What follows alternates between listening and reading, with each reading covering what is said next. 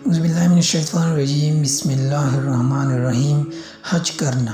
خواب میں حج کرنا۔